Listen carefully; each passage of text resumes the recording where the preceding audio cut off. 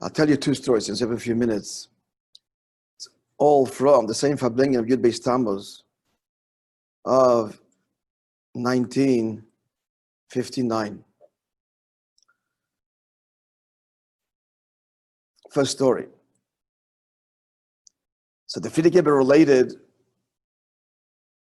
in the name of his father. His father, the Rebbe Rashab, had asked the Rebbe Marash the following question. The Rebbe Marash, when talking to him about Chassidus, listen to this question. So sometimes the Rebbe Marash would use the following expression: Reden Chassidus, speak Chassidus. When telling a story about a Rebbe that he spoke Chassidus on this occasion. Sometimes he would use the expression Gesagt Chassidus, he said Chassidus. So the Rebbe Rashab is wondering why his father, in conversation with him, in describing Chassidus said by a Rebbe, whoever he was referring to, with himself or his predecessors, he would sometimes say they spoke Chassidus, and sometimes he would say they said Chassidus. Sie haben geredet Chassidus, sie haben gesagt Chassidus. So the Frierdiker Rebbe related that my father toiled to try and understand the difference. To ask, just to go and ask, these words, that's a seder of a chitzon. Just to ask, to explain to me the difference is chitzon means someone who's external, not living in the world of depth, living in an external plane. So if a person lives on an external plane, he'll ask the question, provide me the answer. But a pnimi, I think it's Teresa Yom Yom. But a pnimi, an inward person, toils and needs to understand through his own effort, and not get free handouts and easy solutions. So he toiled, the Rebbe Rashab, and trying to understand, and he explained himself. After, he doesn't say what his explanation was, but he came to a conclusion, the difference between saying Chassidus and speaking Chassidus. After he had arrived at his own understanding, then he asked. In other words, after having invested his effort, then he wants to be sure that it's indeed, that's the intent. So now he's asking his father. Listen to the answer. So the Rebbe Marash answered, speaking Chassidus, the intent is, he's quoting here from the Gemara, to udnin deshamin, which means listening ears. So, meaning, when he says that on this occasion Chassidus was spoken, it means it was understood by the listeners. When he's describing an occasion where Chassidus was said, that was when the listener himself was not a keli to understand. He heard but was beyond him. But, listen to these words. The words that he heard later will be awakened within his child or his grandchild. You hear?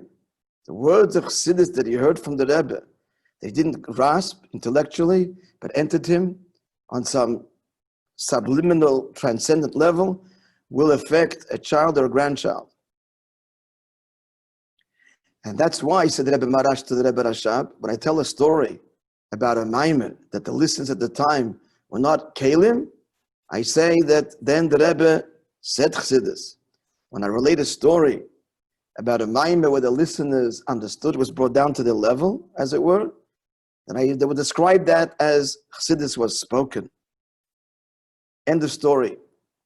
The Rebbe concludes, we learn two things from this. Number one, how precise is every nuance and word of a Rebbe.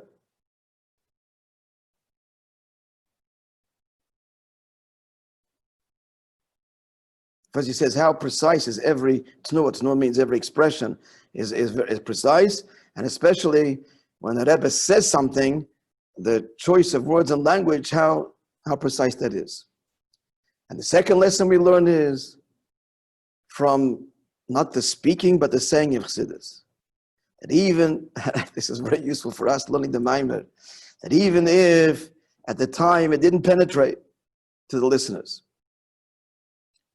because of its lofty, obtruse nature and the teachings, nonetheless, perforce, we must say that in a deep, hidden way, and in the Pnimius, it did penetrate them. The fact that later in time, this will awaken and inspire his child or his daughter or his grandson or his granddaughter, if it comes out in the next generation, this is a raya, it's a proof that now it penetrated him. But its revelation comes later. And the reason, because Torah said, about Torah it is written, God says, my words are like fire. And fire affects an ascent. That's what fire does. Fire rises up. So sometimes you see it and sometimes it comes out much later. But a fire is in the heart, and that fire will rise and be manifest, if not within the person himself, but his child or grandchild, which was quite an incredible teaching. All right, friends. Sid, are you still there? Good to see you. Welcome back. We only see the top, we only see your eyes, but I guess that's you. Ah, okay. Yeah, I'm just reading now. If you're just going to conclude with this Levi, the Fabrengen, if you recalled, for those who were here, you'll be Tammuz. So I'll share this with you because I'm doing it myself, and it's a wonderful thing. Levi was saying that the previous Rebbe, the Frierdiker Rebbe, many of his talks, and these are the deep treasures of Torah, and his writings chronicle the history in great detail of Chassidim and Chassidus and Rabbeim. They're recorded in voluminous works, called the Diburim and other works. Many of them are translated. And it's a wonderful thing that the last thing you go to bed at night to read some of these stories, and then some of them are collected in various volumes. If anybody's interested, I can tell you what these volumes are called, and you can get them. And I just read last night, and just an incredible story in extraordinary detail. The Frierdiker Rebbe was such an incredible writer. He painted such a living, vibrant picture of whatever he described, of a story of a young man. He was born into a Chassidic family. His father was a big Chassid, and his father taking him to Lubavitch as a child, and he got caught up. He got completely caught up with on the wrong side of the tracks, as it were, secularism, and became progressive and completely left Yiddishkeit, completely non-observant in every level. And his story of how he came back, it's a wonderful, wonderful story that everybody should read. In this book called, I think, Branches. No.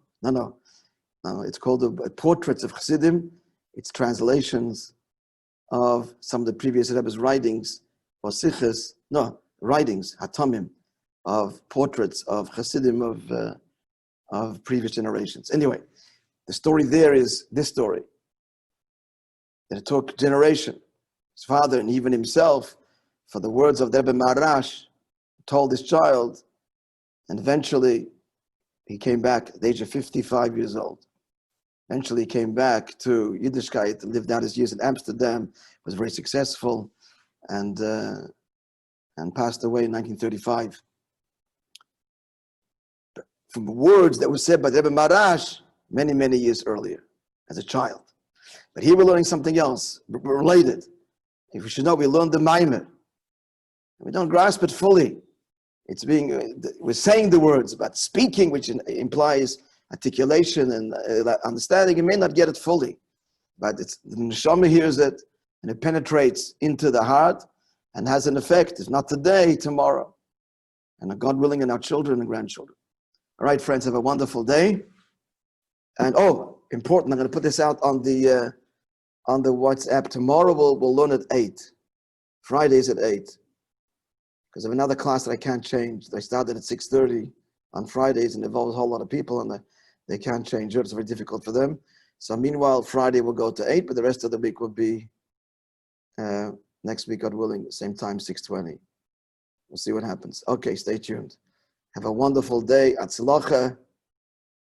May the words of Chassidus, the fire, the little fire that burns brightly in the heart, may it manifest and illuminate and warm us and elevate us, ourselves, children, grandchildren, and the environment in which we come in contact with, all part of the great mission to illuminate it with godliness.